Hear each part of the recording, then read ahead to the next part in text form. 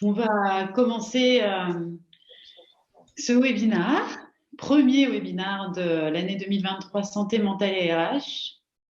Ce sont une série de webinaires qui ont vocation à prendre plusieurs axes qui ont un lien avec la santé mentale, la prévention santé mentale et la prévention des risques psychosociaux et les ressources humaines, l'entreprise en règle générale, l'impact que l'organisation peut avoir sur ces sujets. Pour ce premier 2023, j'ai la chance, l'opportunité, l'honneur, je ne sais pas, T'en fais pas trop quand de, même, hein. de recevoir Christophe Desproges. Je vais te laisser te présenter, Christophe, et puis je me présenterai par la suite. Ok, ça marche. Alors, moi, Christophe Desproges, je travaille chez Microsoft depuis 19 ans.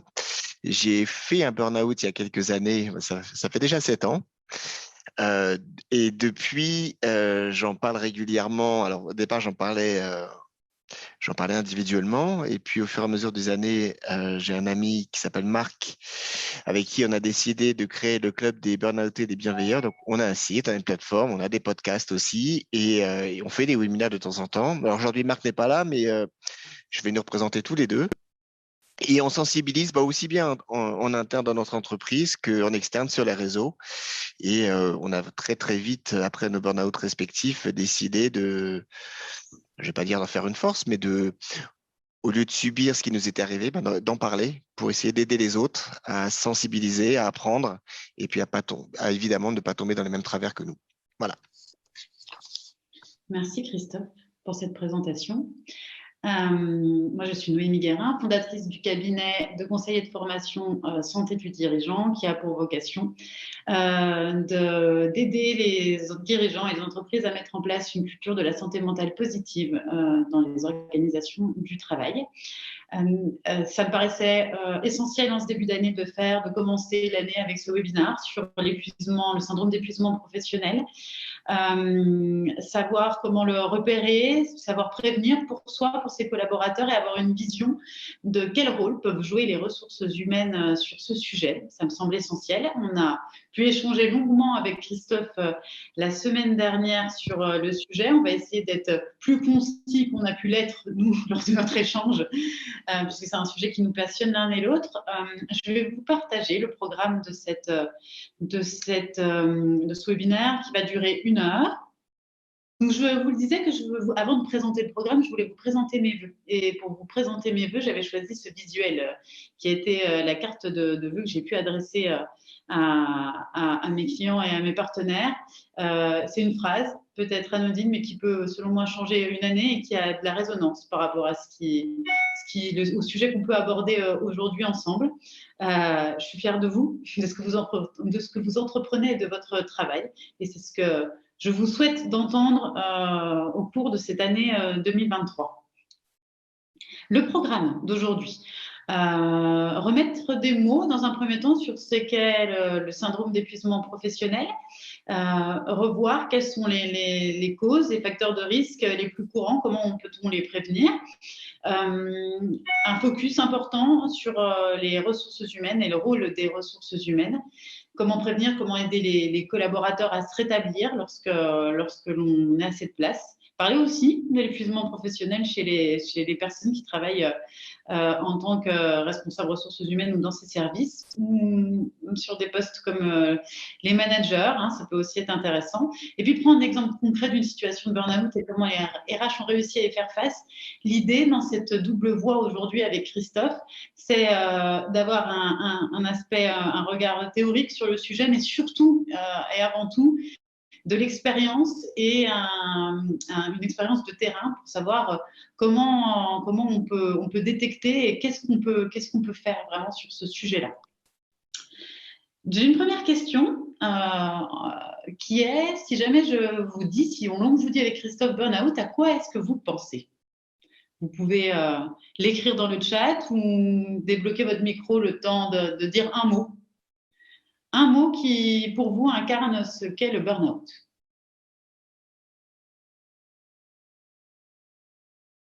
Épuisement mental.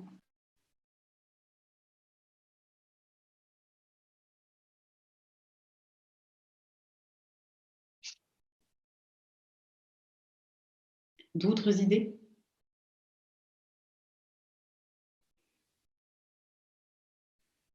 Dépression. Christophe, si tu devais choisir un mot pour parler du burn-out? Alors, il y en a plein, hein. Dépression, pour en parler, parce que il faut qu'on arrive à faire la distinction entre les deux. J'ai vu plusieurs fois, alors souffrance évidemment, mais j'ai vu plusieurs fois épuisement, et je pense que c'est plutôt pas mal. Si on se réfère, alors il y a plusieurs définitions, hein.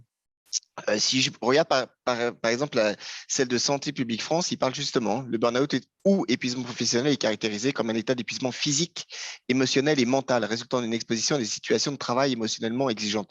Donc je pense qu'effectivement, épuisement, c'est évident. Alors, Mhm. tout ce que j'ai vu ici fait sens, hein. L'arrêt, se figer, dangereux, écroulement, saturation, trop plein. J'ai vu quelqu'un, Anne, qui disait au fond du lit. Bah ouais, parce que effectivement, à un moment donné, il n'y a pas que le mental qui lâche, hein, il y a le physique aussi. Moi, j'ai vu des cas de personnes qui, physiquement, le jour où elles se sont vraiment écroulées, où vraiment le burn-out s'est signifié, elles n'ont pas réussi à se lever de leur lit. Hein, Mhm. c'est-à-dire qu'elles avaient une sorte de paralysie. Moi, je me rappelle notamment une personne que j'ai interviewée il y a 2 ans, euh, qui n'a pas réussi à se lever. Elle a appelé son mari qui était dans sa douche pour qu'il l'aide à se lever. Et comme évidemment le burn-out, on a toujours cette notion de personnes qui sont hyper impliquées, qui veulent faire tout parfaitement, etc., etc. Le premier réflexe qu'elle avait, c'était d'aller à la douche pour aller au boulot. Et Mhm. heureusement, son mari, de toute façon, elle était incapable de bouger. Son mari lui a dit non, non, il est hors de question que tu essayes de quoi que ce soit. Moi, je t'emmène chez le médecin. Donc, tout ce que vous avez dit est à peu près correct. Alors, si on, j'ai vu le mot dépression. Alors, attention, le burn-out, c'est pas tout à fait une dépression. C'est pas forcément évident à expliquer. Le burn-out a quand même normalement effectivement une cause. Je, je mets des guillemets, hein, une cause au niveau du travail. La dépression peut avoir des causes multiples, notamment avec des causes beaucoup plus anciennes où vous aurez effectivement besoin d'aller comprendre avec un psychiatre ce qui s'est passé dans votre passé, etc., etc. Je fais quand même un aparté. On parle de plus en plus de burn-out aussi parental, hein, Mhm. le burn-out des aidants pour les personnes qui aident des personnes malades ou des enfants en situation de handicap ou des personnes en situation de handicap. On parle aussi effectivement de burn-out parental, donc notamment avec la charge additionnelle de la maisonnée. Je sais pas pourquoi je dis maisonnée, mais c'est pas grave. Pour Du évidemment, foyer? hein, voilà, du foyer, merci. Effectivement, et c'est pour ça, j'écoutais encore une interview hier qui était passionnante. Je vous invite d'ailleurs à découvrir, si vous connaissez pas, une association qui s'appelle les Burnettes à Bordeaux. Et sa fondatrice, c'est Anne-Sophie Vive, qui disait que effectivement, euh, on va dire 2 burn-out sur 3 en France aujourd'hui, c'est quand même des femmes. C'est quand même une spécificité. Probablement parce qu'il y a cette charge mentale de la famille et ce qui se passe à la maison qui viennent en plus du travail. Donc là, j'ai fait une définition très globale, mais voilà. On va y revenir en plus sur la définition juste après. Moi, j'avais gardé 6 termes qui pouvaient revenir souvent quand on parle de burn-out, la notion d'épuisement, la notion de maladie, on va revenir dessus juste après. Et juste, c'était très juste ce que tu as pu dire par rapport à la dépression, et je ferai juste un rappel par rapport à ça sur la définition après. La notion de travail, parce qu'effectivement, et tu fais bien de le remettre dans le contexte, aujourd'hui, ce dont on parle, nous, pendant ce webinaire, c'est le syndrome d'épuisement professionnel proprement lié au cadre du travail et pas la définition élargie qu'il peut y avoir, même si on pourra parler effectivement du côté des autres définitions et des autres domaines que ça peut toucher. La notion d'investissement, de fatigue, et quand tu parlais effectivement de cette notion de ne plus pouvoir se lever, je l'ai résumé par chute. Hein, ça peut être. Est-ce que ça te paraît aussi juste ce terme, chute? Oui, parce que j'ai vu des cas de personnes qui sont véritablement tombées physiquement. Je ne sais pas si vous connaissez quelqu'un qui s'appelle Ariana Huffington, qui est une Américaine, qui a notamment créé une entreprise qui s'appelle Thrive Global, qui parle beaucoup de la santé mentale. Ariana est quelqu'un qui était évidemment très, très impliqué dans son travail d'entrepreneuse, etc., qui un jour est tombée physiquement sur son bureau. Alors, elle s'est cassé les pommettes, elle s'est cassée, etc., etc. Donc, elle a vraiment fait une vraie chute. Ouais. Oui, donc c'est et Adrien Chignard aussi qui le raconte en disant Et qu'il était en formation et qu'il est tombé pendant il a fait un malaise. Et c'est ce que ça a été le début de sa prise de conscience. La définition du burn-out, j'en ai proposé j'ai proposé un point vers lequel toutes les définitions convergent, puisqu'aujourd'hui, on n'a pas une définition de burn-out. Euh, j'ai proposé cette notion-là, l'état d'épuisement professionnel, à la fois émotionnel, physique et psychique, ressenti face à des situations de travail émotionnellement exigeantes. Ça te parle, Christophe? ouais, moi, elle me parle pas mal. Et ce que j'aime dans celle-là, c'est vraiment la notion d'épuisement émotionnel, physique et psychique. Il faut qu'il y ait ces composantes. Il faut vraiment qu'il y ait ces composantes. Par exemple, la définition de l'OMS qui dit que c'est juste un syndrome résultant d'un stress chronique au travail, qui n'a pas été géré avec succès. D'une part, pour moi, elle n'est pas complète. Et en plus, elle serait même insidieuse parce qu'elle laisserait à comprendre ou à entendre que c'est vraiment de la faute de la personne. Et c'est ce que Oui. je suis vraiment pas d'accord avec ça. Et je pense que celle-là est très complète parce que voilà, il y a le côté physique, émotionnel et mental. On reviendra après justement sur cette notion de double versant avec le côté individuel et le côté travail Collectif. et Ouais. organisation de travail. Donc ça, c'est vraiment quelque chose sur lequel que l'on va aborder par la suite et qui est très important parce que je ne suis pas sûre que toutes les personnes qui se renseignent sur le burn-out, qui l'ont vécu ou qui abordent ce sujet, ont toujours bien conscience de ces deux notions-là et il faut faire très attention de ne pas tomber effectivement à pointer du doigt les personnes en leur disant que le burn-out vient d'une certaine fragilité, uniquement d'une fragilité personnelle ou uniquement du fait que la personne ait mal vécu certaines choses, que ce soit de son simple fait. C'est ça, hein, l'idée aussi, Christophe, c'est de changer ce paradigme, cette Bien façon de voir. sûr, bien sûr. Ben, moi, voilà, quand je sensibilise, c'est pour changer ça, hein, pour changer le Mm, paradigme, hein. Exactement. tout à fait. On parlait de maladie. Et ce qui est intéressant tout à l'heure dans la notion de la dépression, c'est aussi ça. Il y a une différence fondamentale entre la dépression et le syndrome d'épuisement professionnel ou le burn-out, c'est qu'aujourd'hui, l'épuisement professionnel n'est pas reconnu comme une maladie psychiatrique ou un trouble psychique, on peut l'appeler de différentes manières. La dépression, les troubles anxieux Ouais. sont reconnus aujourd'hui comme des troubles psychiques et des maladies psychiatriques. C'est une des différences qu'il peut effectivement y avoir. On peut aussi rencontrer un trouble dépressif suite à un burn-out. Voilà, ça peut être quelque chose qui en découle ou quelque chose qui est révélé par cette chute liée à l'épuisement professionnel. Mais ce n'est pas la même chose, effectivement. C'est un processus de dégradation du rapport de l'individu à son travail. C'était une façon d'introduire ces deux notions-là aussi. Et puis, c'est un déséquilibre aussi qu'il peut y avoir entre la réalité de notre travail et ce que notre travail devrait être au regard de ce que notre métier représente pour nous. Ça, c'est une première question que je vais te poser, Christophe. Est-ce que dans le burn-out, il y a vraiment une notion de l'engagement qu'on peut avoir dans son travail? Oui, je pense que là, il y a des études qui sont faites aujourd'hui pour voir ou étudier concrètement s'il y a des personnes qui sont plus susceptibles au burn-out ou pas, s'il y a quelque chose dans l'ADN, etc. Donc, on n'en est pas sûr. Mais une chose est sûre, c'est que la grande majeure partie des gens qui ont fait des burn-out sont des personnes surengagées, hein, des personnes qui veulent toujours arriver à la perfection, qui veulent délivrer en temps et en heure, etc., qui sont des personnes engagées. Moi, j'ai jamais rencontré de personnes qui ont fait un burn-out, qui étaient des personnes qui se cantonnaient entre guillemets, c'est pas péjoratif, mais de faire 9h, 17h, sans dépasser, sans travailler un petit peu à la maison, etc. Moi, je sais quand j'ai fait le mien, c'est parce que je travaillais après les heures, avant les heures, et il fallait que ce soit toujours parfait, rubis sur l'ongle. Donc, il y a ce côté surengagement, et c'est bien important de dire surengagement. Ça, parfois, on se le met soi-même. Parfois, c'est Mhm. aussi effectivement au niveau de l'entreprise avec la charge de travail. Mais ouais, non, tout à fait. On en parlait quand on a échangé avant ce webinaire. Est-ce que tu penses que il y a du coup, si on prend le prisme des ressources humaines, une vigilance à avoir face à ces personnes qui aujourd'hui peuvent être encensées dans l'engagement, surengagement qu'il peut y avoir dans le travail et potentiellement un facteur de risque au burn-out? Ah ouais, j'en suis persuadé. Et puis j'irais même jusqu'à dire que je pense que, alors je ne sais pas si la majeure partie des personnes ici sont en télétravail, mais on a constaté qu'effectivement, avec le télétravail, c'était d'autant plus compliqué de faire la scission entre le travail et la maison. Donc, on sait qu'on travaille plus quand on est à la maison. Je pense que vous, même pour celles et ceux qui ne le sont plus aujourd'hui, vous l'avez vécu dans le confinement, hein, on travaillait toujours plus avant, après, etc. Notamment pendant ces minutes ou ces heures où normalement on aurait été dans les transports, on travaillait.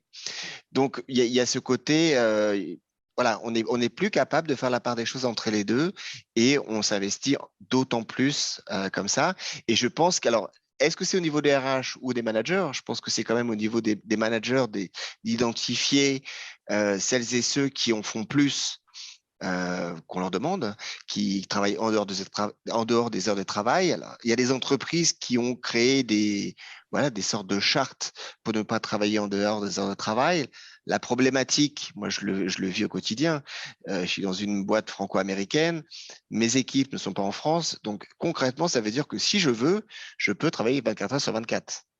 Je peux recevoir des mails à n'importe quel moment de la journée, je peux en envoyer à n'importe quel moment de la journée, à tel point qu'il y a des personnes, et je trouve ça assez salutaire, qui dans leur signature d'email mettent un petit message en anglais en général en disant attention, je vous envoie ce message à l'heure qui moi me convient en fonction de l'endroit où j'habite.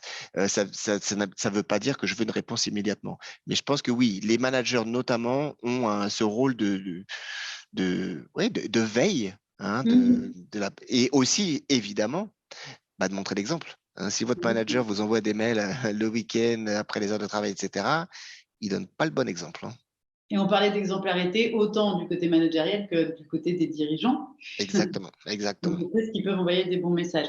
Ça fait aussi écho à quelque chose qu'on a pu aborder et qui me paraît intéressant aussi sur la notion de recrutement. C'est plutôt dans ce sens-là que je parlais de ressources humaines, de ne pas recruter que les mêmes profils et que des personnes qui soient justement dans cette notion de surengagement pour ne pas créer des catalyseurs, des entreprises qui catalysent ce risque d'épuisement professionnel à grande ampleur. Non, ça c'est important. C'est vrai qu'il y a quand on recrute dans certaines grandes écoles où les jeunes sont déjà pressés pendant les études.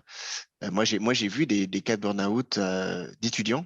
Hein, et d'ailleurs c'est pour l'anecdote, j'ai retrouvé quelqu'un. Alors vous voyez la force des réseaux sur LinkedIn il n'y a pas très longtemps. Une personne avec qui j'étais à la fac il y a un certain nombre d'années, plus de 20 ans, presque 30 ans.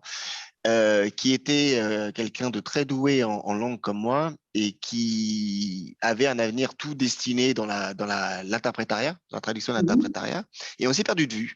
Et là, on s'est retrouvé sur la thématique du burn-out, de la sophrologie, parce qu'elle est devenue sophrologue et moi, je ne suis pas sophrologue, mais j'ai utilisé la sophrologie et je l'utilise encore pour me faire du bien. Et en fait, cette personne, pendant ses études, en deuxième année, a fait un burn-out. Donc, ce qui veut dire qu'effectivement, quand là, c'était une école. Alors, je ne vais pas vous donner le nom. En plus, c'est une école vraiment très spécifique sur l'interprétariat, mais des personnes qui font des grandes études dans des écoles prestigieuses qui sont recrutées comme l'élite, on les presse. Et effectivement, en plus, elles arrivent dans les entreprises où elles veulent tout de suite montrer ce qu'elles savent faire. Elles vont dire oui à tout, etc. Et ça peut pas. Moi, j'ai vu des gens arriver dans plein de boîtes qui, en peu de mois, elles tombent déjà, elles s'épuisent déjà. Oui, ça parle, tant au niveau, effectivement, comme tu dis dans les études, et c'est un grand sujet, ça pourrait faire même l'objet d'un webinaire à part entière, d'avoir déjà cette notion dès les études. En chiffres, aujourd'hui, on a des constats qui sont quand même assez sidérants sur l'état des lieux. On parle de 2 millions de personnes qui sont concernées aujourd'hui. Alors, je prends toujours les statistiques avec beaucoup de. Voilà, c'est important de les regarder. Après, prendre un certain recul aussi sur ce que les chiffres nous disent.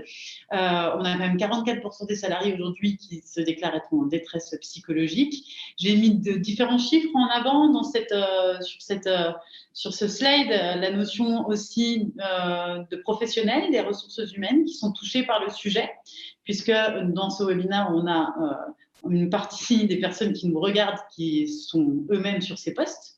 Donc, il y a une vigilance à avoir aussi pour vous qui travaillez sur ces fonctions. Les fonctions managériales aussi, 4 managers sur 10 sont également victimes de burn-out sévère. À ton avis, Christophe, pourquoi ces fonctions sont aussi particulièrement touchées ? Alors, moi, je me suis vraiment intéressé au sujet pendant et après la pandémie de la Covid, parce qu'évidemment, on a vu une recrudescence du burn-out Mhm. ou des burn-out, des différentiels de burn-out. Euh, on pense souvent, on pense, c'est vrai, souvent à la collaboratrice, au collaborateur. On pense pas forcément aux dirigeants d'une part, parce qu'en général, ils en parlent pas. Il y en a très peu qui Mhm. en parlent, malheureusement, parce que je pense que ça serait les peu de directeurs ou leaders que j'ai entendus en parler, c'est des messages toujours très puissants.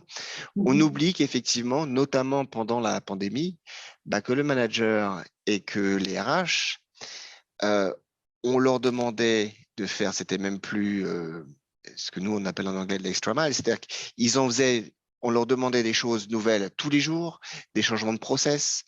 Aux managers, on leur demandait de faire des cafés virtuels avec leurs employés, etc., de Mhm. s'assurer. Moi, j'ai des collègues qui ont 20 personnes sous leurs ordres, et ben d'avoir presque des one-to-one individuels tous les jours avec les personnes pour vérifier à distance comment elles se sentaient, etc. Les RH bah, qui étaient celles qui étaient censées nous dispatcher toutes les mesures gouvernementales, on l'a bien vu pendant le Covid, qui changeaient d'une semaine sur l'autre, etc. Donc, ça a été beaucoup d'injonctions dans tous les sens, une charge de travail qui a forcément été accrue, et puis cette responsabilité, parce que maintenant, les entreprises ont une responsabilité vis-à-vis de la santé physique et mentale des employés, avec tous les risques que ça occasionne, même maintenant au niveau des tribunaux et tout. Donc, moi, je suis malheureusement pas surpris. Et c'est vrai qu'aujourd'hui, on commence à avoir de plus en plus de managers qui en parlent. Au niveau des RH, j'ai pas encore eu trop de témoignages, mais je pense qu'elles ont, voilà, elles ont vraiment subi ces 2, 3 dernières années. Et puis il y a une chose qui est importante aussi, et Adrien Chien, dont tu parlais, qui est un psychologue du travail, il en parlera mieux que moi, mais on a effectivement l'impact de la pandémie sur la santé mentale des personnes pendant 2, 3 ans, mais on sait aussi que l'impact de la santé, de la Covid notamment et de cette pandémie aura des effets post-Covid à 3, 5 ans. C'est-à-dire que Mhm. là, on est en fait, voilà, entre guillemets, je ferai des grands guillemets, la pandémie n'est plus ce qu'elle était, mais au niveau mental, on en a encore pour 3, 4 ans à avoir des effets sur les personnes, que ce soit manager, que ce soit RH, etc.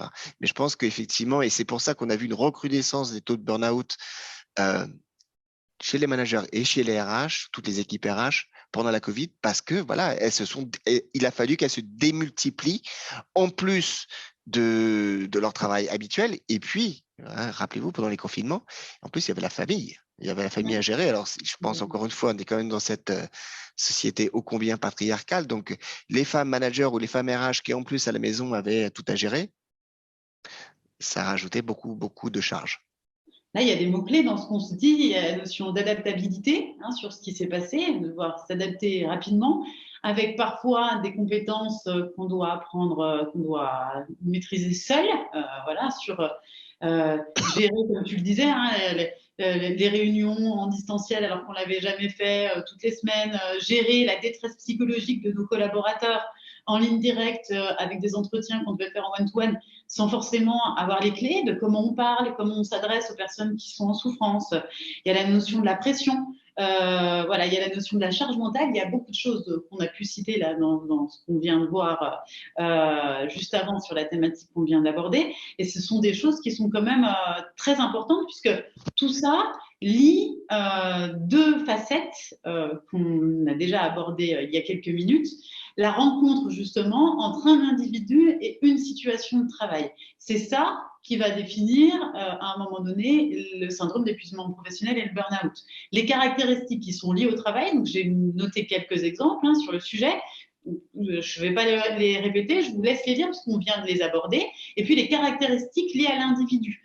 Ça peut être certains traits de personnalité, on a parlé du surengagement, on a parlé aussi du fait d'être très méticuleux, très perfectionniste à l'intérieur de sa fonction, le caractère consciencieux et l'importance du travail dans la vie et l'identité de l'individu. Qu'est-ce que tu penses, toi, aujourd'hui, de ces deux notions? Est-ce que tu as la sensation qu'il y a une de ces deux notions qui prend le dessus dans la survenance d'un burn-out ou c'est vraiment ces deux notions qui se rencontrent à un moment donné qui créent le syndrome d'épuisement professionnel? Ouais, moi j'aime bien la notion de rencontre parce que je pense que c'est vraiment ça. Alors, on dit, alors encore une fois, les études, il n'y a pas vraiment d'études, mais on dit qu'il y a certains types de personnes, alors les hypersensibles, les fameux hauts potentiels, les HPI, les HPE, etc. Moi, j'ai rencontré énormément de HPI, de HPE diagnostiqués. Ça, c'est très important. Et comme le burn-out, quand on parle de quelqu'un qui est en burn-out, c'est une personne qui est diagnostiquée, qui s'est fait diagnostiquer par un thérapeute. Et comme j'ai vu Nathalie qui le disait, qu'effectivement, il faut s'entourer d'un médecin, il faut s'entourer de thérapeutes, etc., pour diagnostiquer. Donc, je pense qu'effectivement, il y a certaines personnes par des traits de caractère, par l'éducation, toujours être parfait, etc., avec ces injonctions qu'on a depuis tout petit qui peuvent être insidieuses au bout du compte. Et puis, on a effectivement certains neuroatypiques ou même, je pense, moi qui travaille aussi beaucoup au niveau du handicap, beaucoup de personnes autour du spectre de l'autisme, ou encore des neuroatypiques qui ont une pensée en arborescence qui vont dans tous les sens, sont très enclins au burn-out parce que justement, elles sont pas comprises ou elles sont tellement pas comprises qu'elles veulent en faire plus, etc., etc. Elles ont des idées 50 000 idées à la seconde, donc c'est compliqué. Après, il y a cette notion de rencontre, effectivement, avec à un moment donné, et moi, je vais prendre mon exemple très personnel. J'allais te dire, raconte-nous ton exemple pour imaginer cette rencontre.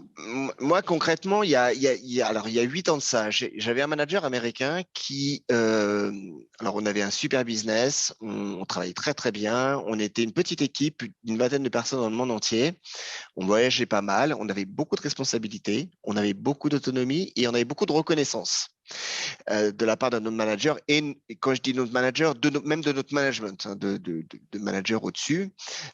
Et puis un jour, il a quitté la boîte. Mon organisation a été démantelée. Je suis retourné en fait dans mon ancienne organisation, sauf que mon ancienne organisation en fait, c'était plus forcément les mêmes personnes, c'était plus les mêmes leaders, c'était plus les mêmes managers, et même l'environnement de travail n'était plus le même, et mon travail a changé. Il a fallu que je m'adapte à un nouveau travail. Et résultat du coup, je me suis retrouvé dans une posture où je me suis retrouvé avec un manager qui lui était beaucoup plus dans le micromanagement. Je l'ai analysé des années après. J'étais presque. Alors, je ne vais pas parler d'harcèlement parce que je pense que ça serait un peu exagéré, mais il y avait un certain. Je pense qu'il y avait un petit peu d'emprise. J'étais sous son emprise. Il m'a très vite fait comprendre il me l'a dit même, que j'étais pas fait pour ce job, alors que bon. Pour l'anecdote, c'est moi qui avais créé le rôle pour l'Europe, le Moyen-Orient et l'Afrique, qui était quelqu'un de très pointilleux, qui allait me reprocher de mettre 2 virgules dans un tableau parce que ça complexifiait la lecture du tableau, qui à un moment donné, alors pas directement, c'est pas lui qui le faisait, mais qui faisait relire mes emails avant de les envoyer à mes collaborateurs. Donc voilà, je me suis retrouvé à un moment donné dans une situation avec une personne en particulier, à une période où je voyageais toutes les semaines il y avait deux situations parce qu'en fait, on rationalisait le business. Donc, c'était soit pour dire à des prestataires, au revoir, vous avez perdu votre boulot, donc vous êtes au chômage, soit à l'inverse, bravo, vous avez du business et maintenant, bravo, félicitations, etc., etc.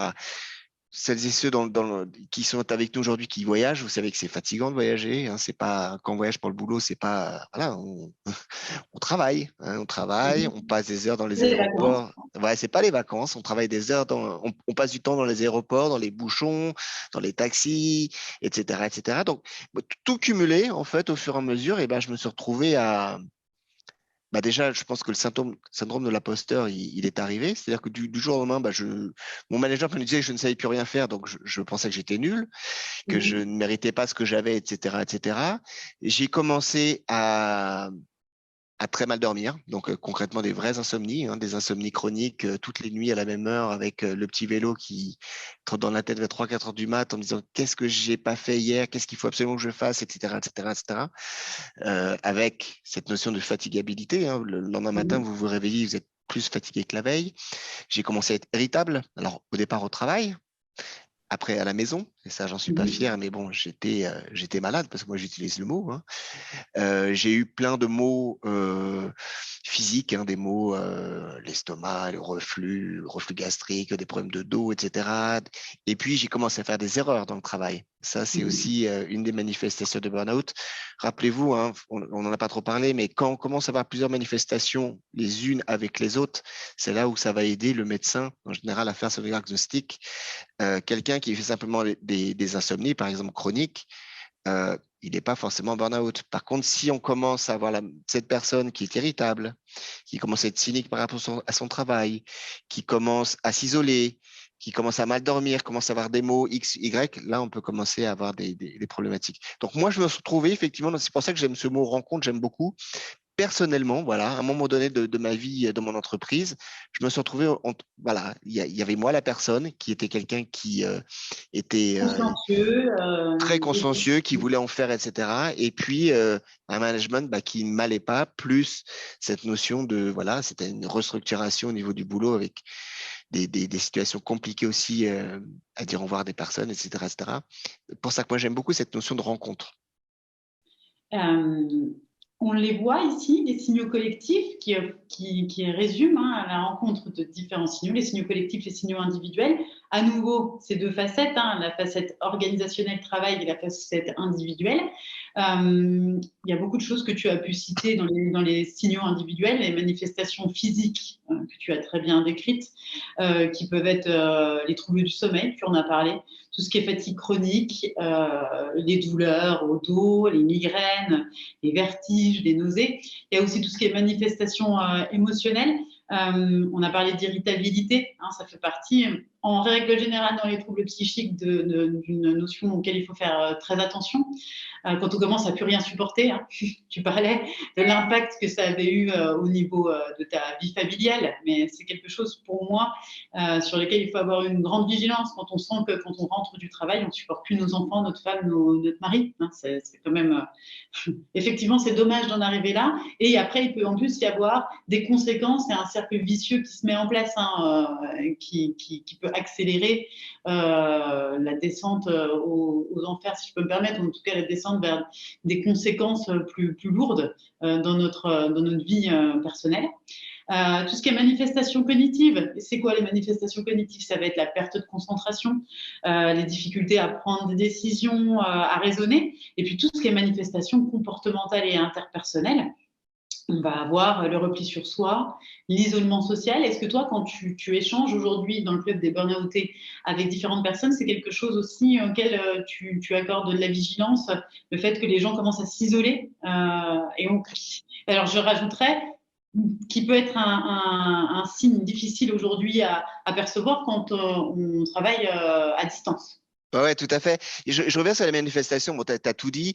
Il y a une manifestation qui, moi, évidemment, m'est inconnue, vous allez vite comprendre pourquoi, c'est tout ce qui est gynécologique aussi. Il y a un vrai impact gynécologique pour les femmes, évidemment, au niveau du burn-out, donc à pas ignorer. Et c'est d'où l'importance aussi d'être suivi par un médecin qui va pouvoir ensuite faire la somme de toutes ces manifestations. On l'a vu pendant le confinement. On a vu cette recrudescence des burn-out aussi. Pourquoi? Parce que justement, on était isolés. On était les uns. Alors, heureusement, alors même si les réseaux sociaux, etc., c'est pas forcément très bon. Heureusement, on a eu des plateformes comme Zoom, on a eu Teams, on a eu tout ça, Webex qui se sont développés, hyper développés, etc. Heureusement, ce qui nous a permis de garder un certain lien social, parce qu'on est quand même, voilà, l'être humain est grégaire et on a besoin des autres et c'est juste primordial. Et tu l'as dit aussi, aujourd'hui, justement, le problème du télétravail. Moi, je connais des personnes qui font du télétravail quasiment 5 jours sur 5. Elles sont isolées et il y a cette notion de repli. Alors, imaginez en plus quand vous êtes célibataire, que vous habitez, moi j'ai connu des personnes, je ne le citerai pas, mais j'ai un collègue qui habitait dans une petite chambre de bonne à Paris, célibataire, en plein confinement. À un moment donné, forcément, il pète un câble. Et ça va se traduire effectivement par un burn-out, encore une fois, s'il est diagnostiqué par un thérapeute. Donc, moi, quand j'interviewe avec Marc au niveau du club des burn-out ou des bienveilleurs, oui, bien souvent, les gens vont nous parler de repli, d'isolement, et puis de toutes les manifestations dont tu as parlé. Elles peuvent être différentes les unes par rapport aux autres, mais il y a quand même… C'est pas parce qu'on donne des exemples que toutes les manifestations… Exactement. Par contre, c'est vraiment important et c'est là le rôle du médecin, c'est que lui, il va être capable de faire la somme de ces différentes manifestations. Et c'est quand il va faire la somme que là, il va pouvoir se dire, ah, attention, il y a peut-être une notion de burn-out.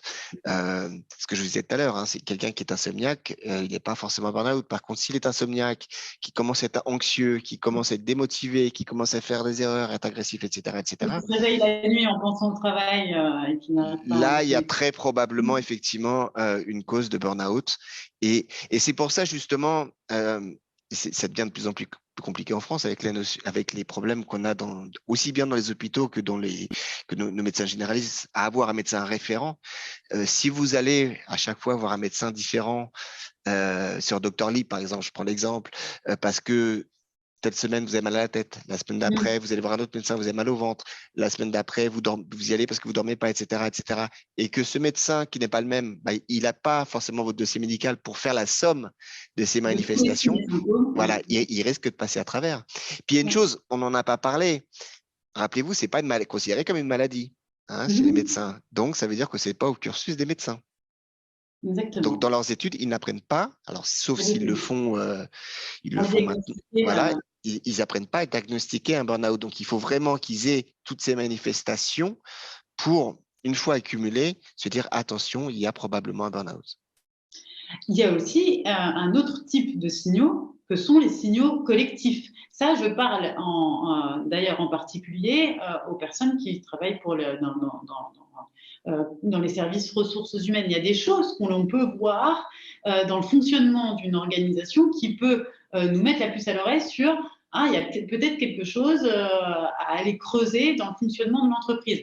C'est quoi? Ça va être l'absentéisme de courte durée. On parle souvent de l'absentéisme autour des week-ends, l'absentéisme du vendredi et du lundi. Ça ne veut pas forcément dire que la personne, elle est feignante. Hein. Ça veut dire que la personne, elle s'offre ce qu'on appelle des bulles d'air, des bulles d'oxygène où elle va se saisir des jours qui entourent le week-end pour essayer à un moment donné, quand la fatigue devient de plus en plus importante, de reprendre sa respiration et de reprendre un petit peu d'énergie. Il va y avoir tout ce qui est démission, bien entendu, les demandes de mutation, les ruptures conventionnelles, tout ce qui est lié au départ, hein, aux différents départs dans l'entreprise. Donc le turnover aussi est un indicateur collectif du burn-out. Tout ce qui est problématique de recrutement, l'image employeur, tout ce qui va être l'image de l'entreprise qui va être détériorée suite à une culture de l'entreprise qui n'est pas forcément bienveillante et où la santé mentale n'est pas une préoccupation première. Et puis tout ce qui va être activité grandissante, et ça c'est très important de le spécifier, activité grandissante des services de santé au travail. Et là, il y a une vraie mission de la part du médecin du travail aussi, lorsqu'il est sollicité à plusieurs reprises sur plusieurs situations, dans des cas où certaines personnes ont pu être soit dans une fatigue chronique, soit dans un épuisement professionnel, soit dans une situation de burn-out diagnostiquée, comme tu le disais, de pouvoir faire le lien aussi avec les services de ressources humaines ou les managers pour qu'il y ait une vraie coordination des différents services afin qu'il y ait quelque chose qui soit fait et peut-être d'aller chercher la source des problématiques. C'est ce que Adrien Chignard résume par le burn-out. Le burn-out est toujours l'expression individuelle d'un dysfonctionnement organisationnel. Christophe, qu'est-ce que tu as à nous dire par rapport à ça? Ouais, non, mais c'est très important. Je vais revenir rapidement, très très vite sur le télétravail. Donc, on travaille tous maintenant avec ces plateformes Teams, WebEx, etc., Zoom, comme aujourd'hui. Une petite astuce, là, c'est vraiment un petit tip. Si du jour au lendemain, vous commencez à avoir une personne qui ne vient plus dans les meetings ou qui refuse systématiquement un meeting, qui va vous donner une excuse différente à chaque fois, qui va refuser de mettre sa caméra régulièrement, ça peut être effectivement un signe d'une personne qui se replie sur elle-même. On l'aurait identifié avant parce que c'est une personne qui se serait isolée au bureau, qui n'aurait pas été déjeuner avec ses collègues. Télétravail, c'est un petit peu différent, donc faites attention à ça, je pense que c'est très important. Et l'idée, ce n'est pas de pointer du doigt ni complètement l'organisation, ni complètement l'individu, mais de trouver un équilibre justement entre ces deux facteurs, cette rencontre entre ces deux notions, c'est ça? Et tout à fait. Et puis, pour revenir sur effectivement la notion, tu l'as parlé, hein, de la médecine du travail. La médecine du travail a cette mission aussi, justement.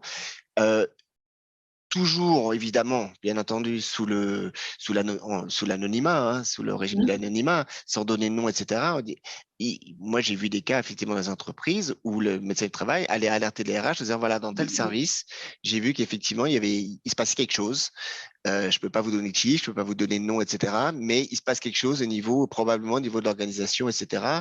Et il va falloir trouver la source. Et je sais qu'Adrien Chignard, il en parle régulièrement. Il faut effectivement travailler sur la prévention primaire, travailler à comprendre la source du problème plutôt, et on a souvent des discussions là-dessus, plutôt que, par exemple, parler de bonheur au travail, de ramener des corbeilles de fruits, Le cours de yoga, on baby-foot dans la voilà, famille. ça veut pas dire que c'est pas bien, hein, mais si on va pas chercher vous connaissez l'expression, si on travaille, on va pas chercher la source, on va mettre concrètement un sparadrap sur une jambe de bois. Alors ça va aider, mais là on va être dans la prévention secondaire voire tertiaire, mais la problématique la cause va toujours être là. Donc on va recréer effectivement potentiellement du burn-out pour d'autres personnes. Et c'est là que c'est très compliqué, évidemment, pour les entreprises. Exactement. Donc, une des pistes que l'on peut nous soulever, c'est comment on soigne un burn-out. Un burn-out, on va le soigner de deux manières. D'une manière individuelle, l'individu lui-même, on va revenir après sur le sujet, et puis l'organisation, parce que soigner un burn-out d'un salarié, ce n'est pas que soigner l'individu. C'est aller rechercher dans l'entreprise quelle est la démarche collective de prévention qu'on peut mettre en place. Alors, comme on le disait, là, on est dans la prévention tertiaire, hein, quand il y a déjà eu un trouble avéré, ou dans la prévention primaire pour par la suite mettre en place des démarches avant quelque chose arrive. On parlait de poser des détecteurs à incendie quand il y a déjà le feu dans la maison, c'est pas vraiment utile, hein, c'est un peu trop tard. Donc c'est un peu la même notion quand on parle de prévention, même si l'intérêt c'est de tirer aussi des conclusions et puis j'ai perdu le mot, apprendre de ses erreurs, hein, c'est l'idée, et de se dire qu'est-ce qu'on fait justement une fois qu'on a rencontré ce cas-là. On reviendra dessus après parce que la plupart du temps, la difficulté, c'est que les personnes qui sont en burn-out ne reviennent pas souvent à leur organisation de départ. C'est une reconversion, c'est un changement de voie professionnelle. Et donc, du coup, nous, on a réfléchi avec Christophe lors de la préparation de ce webinaire en se disant comment on fait pour intégrer ces personnes, pour leur donner envie de revenir aussi au travail et que ça ne soit pas un coup d'épée dans l'eau et que ça serve justement à l'organisation et à l'individu lui-même. Comment on peut faire justement pour chercher les causes? C'est se demander, est-ce que la personne a une charge de travail trop élevée? Est-ce que le service a une charge de travail trop élevée? La notion d'amplitude horaire, la notion d'isolement, la notion d'espace de discussion, de soutien à l'intérieur des équipes, effectivement, avec la hiérarchie ou avec les collègues. Je pense que c'est bien qu'on aborde ce point-là tout de suite. Christophe, à ton avis, toi, justement, comment une personne qui est passée par le burn-out et qui fait le choix de revenir à l'intérieur de son entreprise peut servir justement à assainir, avec des guillemets, l'entreprise et l'organisation? Alors ça, c'est un vrai sujet. Avec Marc, c'est un vrai sujet parce que on s'est fait la réflexion avec Marc il y a quelques mois. Quand on interviewait des gens qui donnent nos podcasts sur le burn-out ou des thérapeutes, etc., qui aidaient des personnes qui avaient fait des burn-out, on se rendait compte que bien souvent, effectivement, la personne changeait de boîte, voire changeait de métier, changeait vraiment d'environnement, etc., etc. En plus, encore une fois, la pandémie a fait que beaucoup de gens ont tout lâché du jour au lendemain, et puis on le vit encore aujourd'hui avec cette fameuse grande démission à l'américaine pour X causes. Nous, on s'est rendu compte qu'on avait cette particularité, on s'en était pas vraiment aperçu au départ, d'être resté dans l'entreprise dans laquelle on avait fait notre burn-out. Alors, il y avait évidemment, on va pas se cacher, le côté financier aussi, hein, parce que voilà, on est tous les deux quinquas, on a des enfants, il fallait quand même qu'on avait encore besoin d'une assise financière stable. Mais on a décidé de rester dans l'entreprise d'une part parce qu'on l'aimait. Marc, il a plus de 30 ans de boîte, moi j'ai presque 20 ans de boîte. Donc c'est une entreprise qu'on aime, on l'a dit tout à l'heure. Nos burn-out, ça a été à un moment donné une rencontre avec une situation particulière. Donc, c'est pas l'entreprise, à nos yeux, qui a causé le burn-out. C'est à un moment donné, il y a eu une rencontre, il y a eu quelque chose qui s'est passé nous a touché nous et pas notre voisin, etc., etc. Nous, quand on est rentré, on a décidé effectivement de se rapprocher de nos managers, de se rapprocher des RH, de se rapprocher des équipes qui bossent autour de la qualité de vie au travail, de la qualité de vie, des conditions de travail, pour leur offrir nos compétences. Alors, quand je dis nos compétences, c'est plus exactement, c'est notre vécu de burn-outé, notre vécu de sensibilisation, etc. Donc, nous, très, très vite chez Microsoft, on a sensibilisé. Moi, je vais vous donner un exemple. J'ai fait mon burn-out, alors je suis un peu perdu là, en 2000, on est encore en 2022, en 2006, je crois, 2005. En 2005, je suis rentré. Quelques temps après, alors quand je dis quelques temps après, quelques mois après, hein, parce que pendant longtemps, j'ai pas été capable d'aller sur Internet, j'ai pas été capable de lire, etc., etc. Et ben, j'ai commencé à écrire sur mon histoire. Et un jour, je me rappelle très bien, c'était à Noël, alors je ne sais plus en quelle année, j'ai contacté mon PDG de l'époque en lui disant, voilà, alors il ne me connaissait pas, je ne le connaissais pas, hein, mais à la méthode Microsoft, on se tutoie tous, on se dit, voilà, voilà un témoignage, tu en fais ce que tu veux, moi j'ai fait un burn-out, voilà, et j'ai rien demandé. Et quelques minutes après, il m'a dit, écoute, merci d'en parler avec autant de franchise, etc. J'aimerais qu'on se rencontre, etc. Donc, j'ai rencontré mon PDG de l'époque et bon, pendant 1 heure, on a discuté. Puis à un moment donné, il m'a dit, bon, qu'est-ce qu'on fait? Et je lui ai proposé, bon, c'était un petit peu culotté, mais bon, moi, j'étais j'étais à fond dessus. Je lui ai dit, bah, écoute, si tu es d'accord, on monte une conférence en interne pour parler du burn-out. Et à l'époque, donc lui, il a joué le rôle évidemment du chef d'entreprise qui était confronté. Moi, il s'était pas caché à l'époque, hein, des gens autour de lui étaient confrontés évidemment par ça. On avait fait intervenir la médecine du travail aussi. On avait notre médecin du travail qui était chez nous à l'époque 2 jours par semaine, et puis moi pour témoigner. Et donc, moi, j'ai proposé, et je pense que ce qu'il faut que les entreprises arrivent à faire, à partir du moment où la personne revient dans la boîte et souhaite en parler, souhaite potentiellement à aider à l'accompagnement des personnes qui en reviennent, potentiellement changer les process, il faut que si la personne est OK, il faut qu'on s'appuie dessus. Je vais prendre un exemple très simple, on en a parlé la dernière fois. Moi, j'ai des collègues qui ont fait des cancers du sein notamment, des collègues féminines, et qui, elles ont fait la même chose, c'est-à-dire qu'elles sont revenues dans la boîte, elles auraient très bien pu le cacher, etc., etc. Elles ont décidé d'en parler. Et au contraire, justement, maintenant, elles travaillent avec nos RH pour changer les process, soit d'accompagnement pendant la maladie, soit de retour au travail. Et je trouve ça admirable. Et c'est vraiment, à partir du moment où les personnes, il n'y a aucune injonction dans ce que je dis, mais à partir du moment où les personnes ont cette volonté de faire bouger les choses, de façon drastique ou pas, eh ben, il faut s'appuyer dessus. C'est pas évident. C'est pas évident. Il faut qu'évidemment les personnes se déclarent comme volontaires, etc. Mais pour moi, pour les entreprises, pour moi, c'est une vraie chance. Et il n'y en a pas beaucoup, donc il faut les utiliser si les personnes sont OK. Exactement, je trouve que c'est un vrai axe. Aujourd'hui, on le sait, la notion du salarié normal avec des énormes guillemets n'existera plus. La notion d'inclusion est fondamentale. On parle d'une personne sur 4 qui passe par le trouble psychique chaque année, en particulier sur ce sujet-là. Hein, l'inclusion, il y a plein d'autres versants et d'autres sujets. Donc, comment on peut faire? C'est la question n'est pas voilà, de savoir comment on va se débarrasser des personnes qui partent pour épuisement professionnel ou pour burn-out, mais au contraire, à mon avis, et c'est là où les entreprises seront innovantes et auront des pratiques managériales qui changeront et qui les différencieront de leurs concurrents, c'est de se poser de la question de comment on intègre ces personnes, comment on en fait une force pour l'organisation et comment on transcende les pratiques qui ont été faites jusque-là pour en faire une force aussi dans la performance de notre entreprise. Et ce que tu viens de dire, c'est super important parce que alors, j'aime pas généraliser, mais les jeunes générations actuelles, effectivement, sont très, je sais pas si on dit féminin, elles sont très intéressées par rejoindre les entreprises qui ont des vraies valeurs, qui travaillent autour de la Mhm. RSE, de la diversité et de l'inclusion, et effectivement autour de l'humain et autour de la santé mentale. Donc, c'est effectivement maintenant un différenciateur.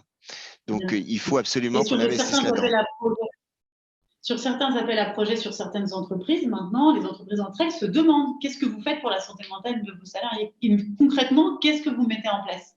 Donc, le pouvoir répondre avec pertinence, avec incarnation, c'est-à-dire pas juste des mesures, comme tu le disais, pansement, hein, mais dire nous, on a vraiment réfléchi au sujet et voilà comment on fait les choses et voilà ce qu'on met en place. Je trouve que c'est une vraie valeur ajoutée pour les entreprises d'aujourd'hui. Après, il y a la question, on a vu du côté organisationnel, il y a la question aussi comment on soigne d'un burn-out à titre individuel. Christophe, toi, comment ça s'est passé? Alors, rappelez-vous, et je le dis tout le temps, hein, la première chose, c'est le diagnostic. Hein, Mhm. donc, on Donc, s'auto-diagnostique. orientation vers un professionnel de santé. Voilà, le plus simple, votre généraliste qui vous connaît, hein, votre Mhm. généraliste qui vous suit de préférence, qui va être capable, comme je l'ai dit tout à l'heure, hein, de faire la liaison entre ces différentes manifestations, c'est une première chose. Mhm. Lui va vous diagnostiquer, donc déjà il va vous mettre en arrêt, hein, parce que la première chose qu'on fait un burn-out, bah, c'est de s'arrêter. Hein, c'est de Mhm. s'arrêter. De toute façon, on l'a vu tout à l'heure, hein, le cognitif ne fonctionne plus, le corps ne fonctionne plus, etc., etc. Et il faut s'éloigner du milieu professionnel, potentiellement de la cause qui a créé tout ça. C'est la première chose, le repos. Euh, Mhm. le médecin, lui, va vous dire potentiellement si vous avez besoin d'avoir certains médicaments, hein, antidépresseurs, anxiolytiques, etc. Et ensuite, il va vous diriger, hein, vers d'autres thérapeutes si besoin. Ça peut être, voilà, ça va dépendre des personnes. Hein. Ça peut être un psychologue du travail, ça peut être un psychiatre, ça peut être, moi par exemple, à l'époque, ce qui m'a beaucoup aidé, c'est la sophrologie. Mhm. J'ai des collègues qui ont été aidés énormément par des naturopathes, par des sophrologues, etc. Mais je pense que de toute façon, il faut avoir ce diagnostic par votre médecin. Et lui, ensuite, va vous diriger vers d'autres disciplines potentiellement en fonction de vos besoins. Rappelez-vous, hein, on est quand même tous individuels, même si voilà, le burn-out, il y a certaines manifestations communes potentiellement, ça va pas forcément fonctionner. La sophrologie va pas fonctionner. Moi, par exemple, je vais vous donner un exemple très perso. Hein. Ma femme, je l'ai connue dans des périodes très, très stressées. C'est quelqu'un de très speed. La sophrologie, ça aurait pas marché. Mhm. Pas du tout. Donc, il y a pas de méthode miracle. Donc, il faut vraiment, Non, voilà, chacun, en discuter. c'est Voilà, bien. exactement. Donc, il faut vraiment en discuter avec votre médecin. Il vous connaît. Il va vous diriger vers les bonnes thérapies, vers les bons médecins.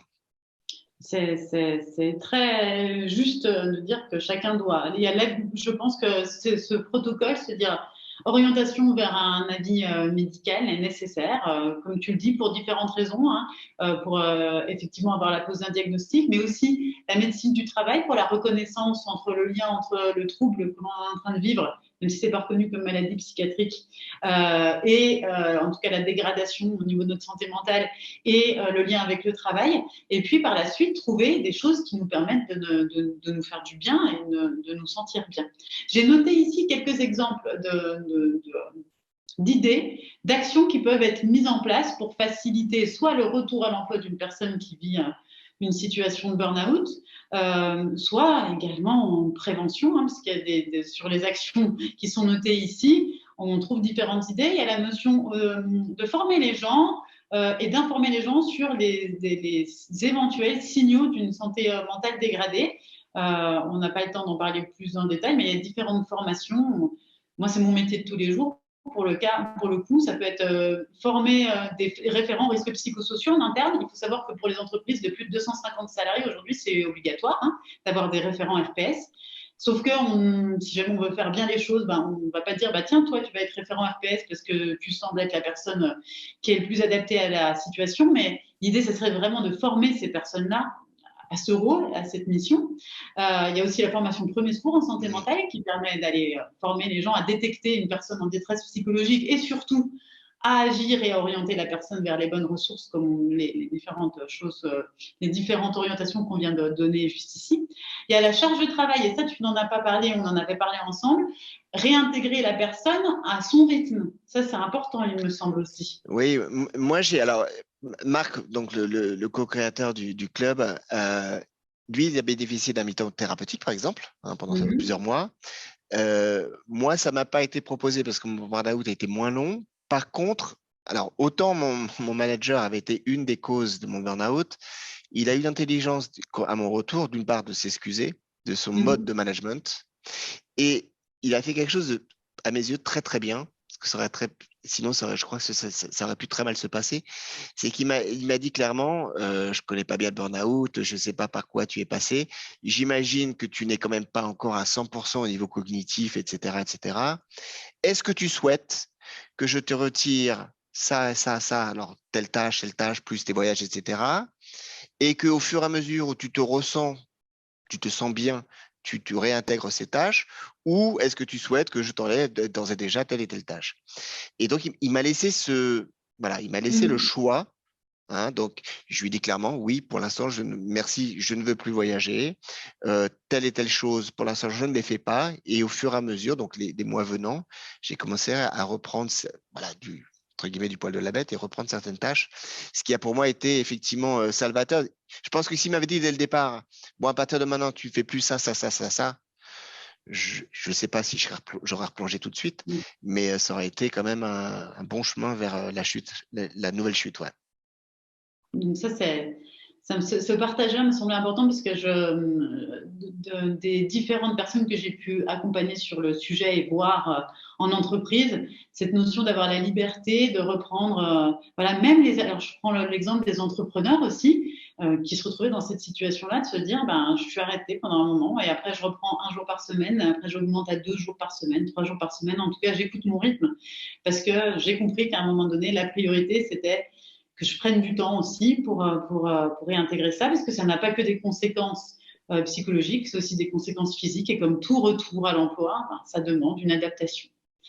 On va terminer, parce qu'il est 13h03, si on veut pouvoir poser quelques questions, laisser quelques questions-réponses à l'issue de ce webinaire sur le rôle pour les ressources humaines, même si on l'a fait tout au long de ce webinaire, hein, parce qu'on a donné des différentes pistes. Ça peut être de questionner, alors c'est ce qu'on s'est dit, informer sur les signaux faibles pour que le questionnement vienne d'indicateurs qu'on a pu avoir. J'ai lancé avec le cabinet une campagne qui s'appelle Les mots qui sauvent, avec ces 3 visuels et qui peuvent servir. Ces 3 visuels, sachez-le, si vous le souhaitez, vous pouvez me contacter à l'issue du webinaire et je peux vous les envoyer soit par courrier sur des affiches, soit vous pouvez les télécharger librement sur le site santé-du-dirigeant.fr. C'est à utiliser de manière large, mettre dans les salles de pause, dans les endroits où les collaborateurs peuvent se réunir. Ces 3 phrases simples: je suis inquiet pour toi et je veux t'aider. Je te sens en souffrance, sache que je suis là pour toi, et je te sens préoccupé en ce moment, est-ce que tu veux en parler? Ça, Christophe, est-ce que tu penses que ça peut être quelque chose en prévention primaire qui peut être utile quand on commence à aller mal? Bah, une chose est sûre, c'est que ça peut pas faire de mal. Non, et puis, par exemple, je vois la première en jaune, là, je suis inquiet pour toi, je veux t'aider. C'est pas forcément évident d'aller voir quelqu'un qui va pas bien et de lui demander ce qui se passe et de lui proposer son aide. Et je pense qu'effectivement, tu vois, d'avoir ce genre d'affiche autour de soi, ça peut effectivement montrer un climat de confiance et de bienveillance. Moi, je crois vraiment, alors je sais que c'est galvaudé dans tous les sens, mais je crois vraiment au rôle de la bienveillance, notamment dans le burn-out, hein, entre autres, ou dans le retour de longues maladies. Et je pense que voilà, si autour de nous, on voit ce type de message, ça peut vraiment montrer qu'on est enclin à aider, qu'on est là pour les autres, etc. Je pense sincèrement que ça peut être une belle chose. Ça acculture l'entreprise à Voilà, s'écouter soi-même et à écouter les autres. c'est ça. C'est ça, et puis tu donnes un message aux autres.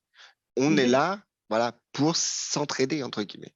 Exactement. C'est aussi prendre soin de soi physiologiquement aujourd'hui et mettre en place des actions dans l'entreprise qui vont viser à prendre soin de soi, à engager les collaborateurs, voilà, à avoir une hygiène de vie et à être à l'écoute de ce qu'ils peuvent ressentir. Donc là, c'est une jolie marguerite qui résume, hein, aimer passionnément, c'est tout ce qui est en lien avec les relations sociales, manger sainement, bouger, respirer, dormir.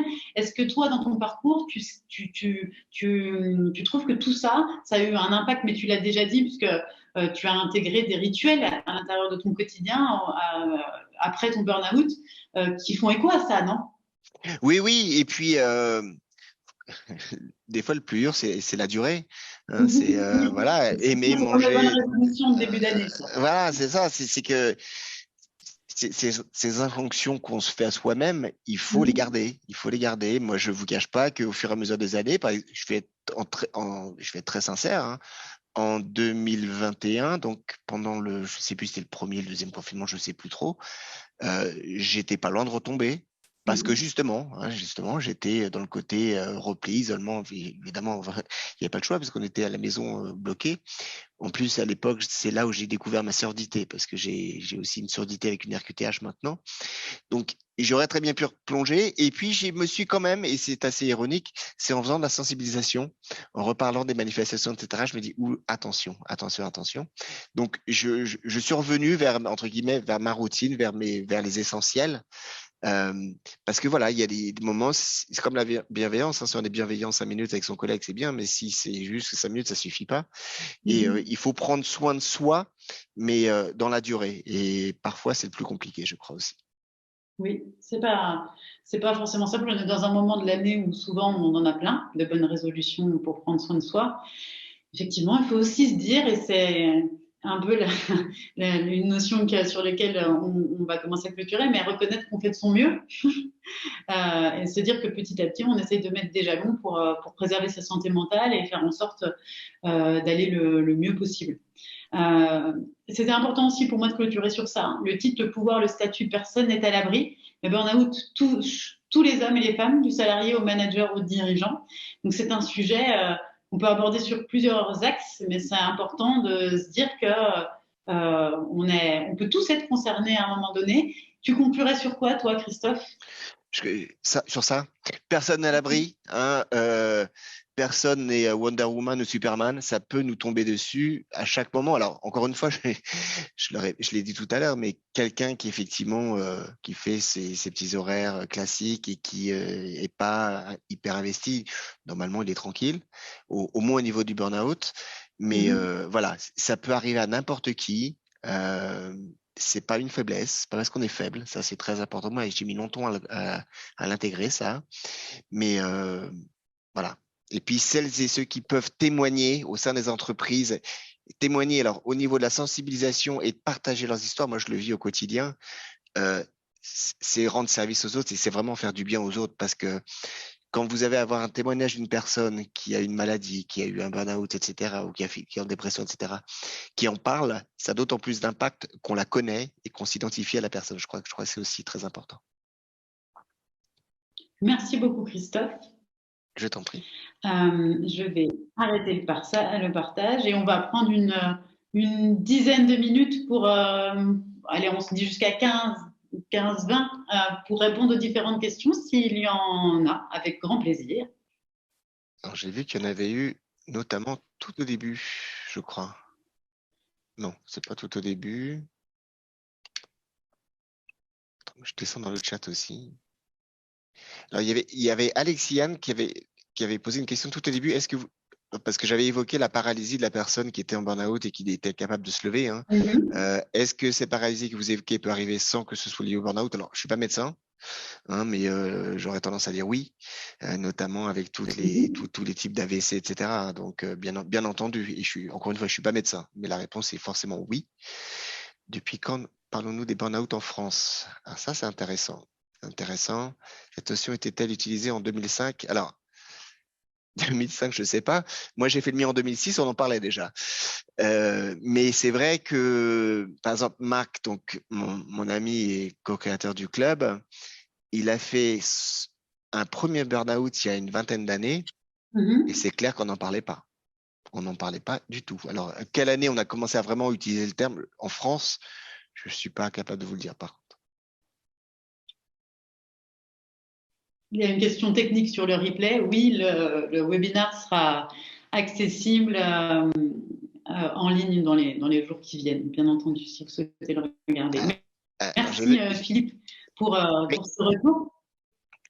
J'ai vu une question alors, de Sarah. Alors je vous lis la question. Dans de nombreux cas de burn-out avec arrêt maladie ou démission ou rupture conventionnelle, le turnover est justifié par l'employeur par des changements personnels pour les personnes concernées, déménagement, rapprochement de conjoints, etc. Comment faire accepter la notion de dysfonctionnement en interne par l'employeur?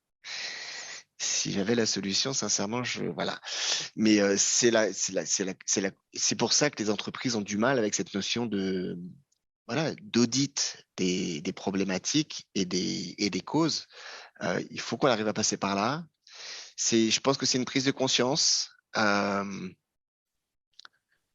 crois sincèrement, et c'est ce qu'on disait tout à l'heure, hein, Noémie, que un leader, quelqu'un qui va t'expliquer que lui, il en a fait, etc., qu'il a fait par exemple un burn-out, qu'il a fait une dépression, qu'il a été malade, etc.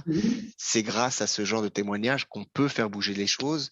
À partir du moment où les personnes, il n'y a pas une volonté tout en haut de faire bouger ce genre de choses, ça va être compliqué. Je pense que ça va être compliqué.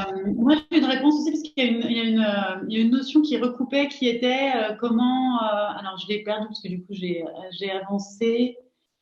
Comment faire intervenir la médecine du travail au sein d'une organisation qui dysfonctionne, qui recoupe un peu cette notion-là de comment on fait réagir la structure, en gros. Hein. Ça s'invente pas, moi je dirais. Pour travailler sur le domaine de tout ce qui peut être aussi audit, risques psychosociaux et dispositifs RPS, il y a quelque chose qu'on appelle la mise en place d'un dispositif des risques psychosociaux. La mise en place d'un dispositif des risques psychosociaux, c'est plus qu'un audit, c'est plus que former certaines personnes au sujet, c'est tout ça. C'est comment à l'intérieur d'une entreprise, on va structurer les différents services, donc ça peut être les préventeurs, ça peut être la médecine du travail, ça peut être les élus, ça peut être les membres du CSE, ça peut être les ressources humaines, ça peut être les managers, pour qu'il y ait un vrai lien entre tous ces intervenants à l'intérieur de la structure. Donc la réponse est, il faut que la structure ait un électrochoc et se dise, justement, déjà, première question, qu'est-ce que je vais pouvoir faire pour changer les choses? Donc, est-ce que j'utilise justement, utiliser avec des gros guillemets, comme on l'a dit, les personnes qui l'ont vécu pour sensibiliser d'autres gens dans mon organisation, mais qu'est-ce que je mets en place de manière empirique, de manière systémique à l'intérieur de ma structure pour essayer que ça fonctionne et que les rouages soient beaucoup plus fluides. Et ça ne passe pour moi que par une approche systémique et par le fait que tout le monde travaille main dans la main à différents niveaux dans la structure.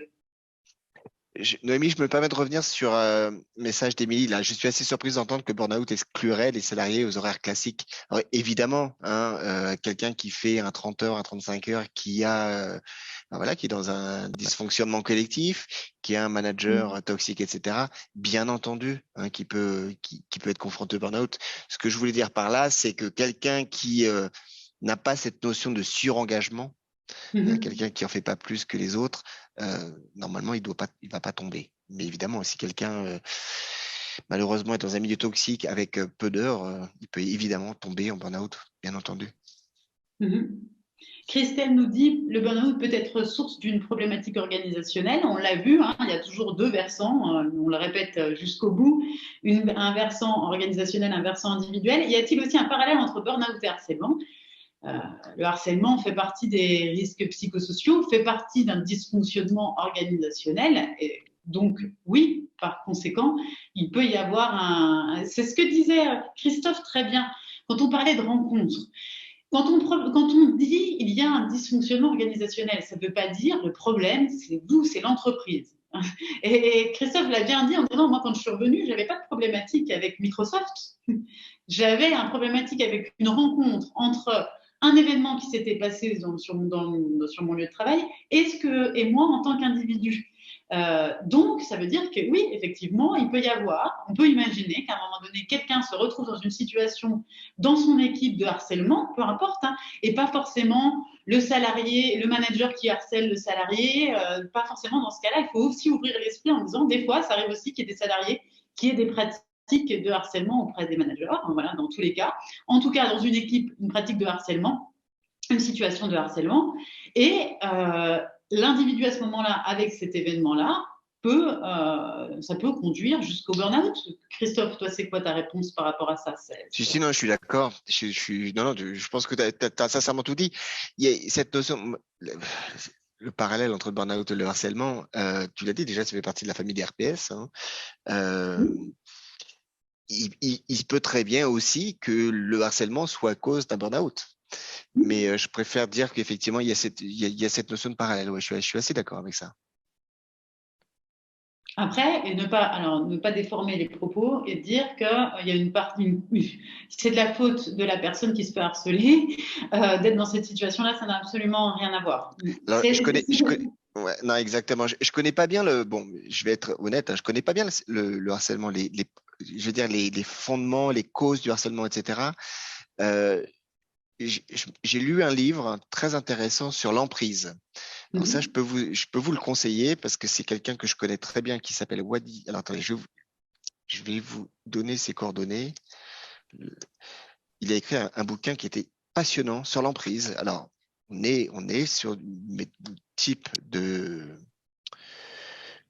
harcèlement. Alors, attends, il faut juste que je vous trouve le lien. C'est quelqu'un d'ailleurs qui est passionnant. Alors, je vais vous mettre le lien à la FNAC, hein. Peu importe, j'ai pas d'action sur ce bouquin, mais je vous le conseille. Voilà. Voilà. Tu peux mettre aussi Adrien Chignard, le burn-out, Ah, sur le mais livre qu'il a écrit sur le bien burn-out, qui est sûr, aussi une bien très bonne sûr. Alors, attends. référence. Si des assos aussi, on n'en a pas donné, mais il y a différentes assos tu as parlé des Burnettes, qui fait partie des assos, effectivement, qu'on peut citer. On peut aussi parler, alors nous, localement, s'il y a des gens de Dijon, il y a une asso qui s'appelle Ah, Burnout Dijon, qui est c'est les copains et copines. Burnout Dijon, oui, et il y a Christine Dautin Ouais. qui est, je crois, d'ici. Non, alors nous, on se suit beaucoup sur les réseaux. Alors du coup, j'ai plus de notion Alors, de local ou de pas local. Christine a fait partie du réseau RPBO. Tu RPPO, vois, qui est associé aussi, ouais, c'est important. il y a aussi RPBO. Après, il y a plein de choses, hein. Moi, j'ai une amie dans le nord de la France qui a monté quelque chose qui s'appelle, alors, je vais passer pour un idiot, mais j'avais pas fait la connexion au départ. Elle a monté quelque chose qui s'appelle En Terre. Alors, En Terre, Happy, Mhm. H-A-2-P-Y, et j'ai jamais Ah fait oui. le lien que ça voulait dire en thérapie, mais elle a fait un travail admirable aussi sur, sur ces thématiques-là. Et puis, moi, il y a une association que j'aime bien, qui n'est pas simplement autour du burn-out, mais aussi de la maladie du cancer, qui s'appelle le vent bleu. Je crois que je t'en avais parlé, Noémie. Oui, oui. Il Hein, est pour intervenir sur le prochain webinaire sur l'intégration eh ben, des c'est génial. personnes qui souffrent de handicap, de troubles psychiques dans l'entreprise. Donc, Ça, c'est oui, super. génial parce qu'elles font de l'accompagnement effectivement de personnes, alors pendant la maladie, hein, beaucoup de cancers, mais aussi du burn-out. Et elles vont même former en fait des coachs qui potentiellement peuvent agir à distance pour des personnes qui, bah, par exemple, se retrouvaient des zones où il n'y a pas les burn-out, où il n'y a pas SOS Dijon, etc., etc.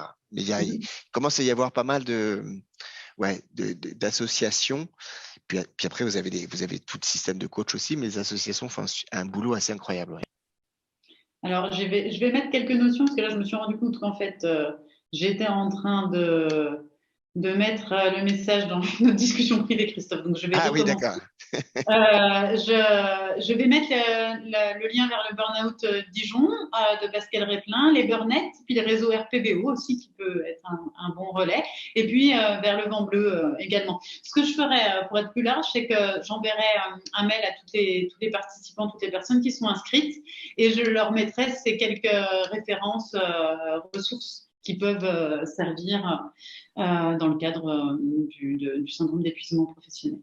Et puis je rajouterais, si vous trouvez pas localement effectivement une association, n'hésitez pas à contacter. Vous allez sur notre page LinkedIn ou même sur notre site du Club des Burn-Out et des Bienveilleurs, parce que nous on a créé une sorte de petit maillage, hein, effectivement d'associations, etc. Au niveau local. Donc on connaît du monde.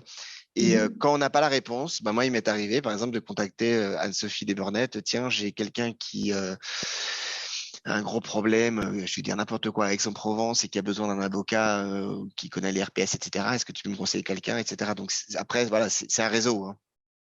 Oui, oui, tout à fait. On peut trouver des ressources complémentaires par la suite. Et puis chacun a ses propres lectures sur le sujet, sa propre culture. Donc c'est intéressant de pouvoir faire le lien.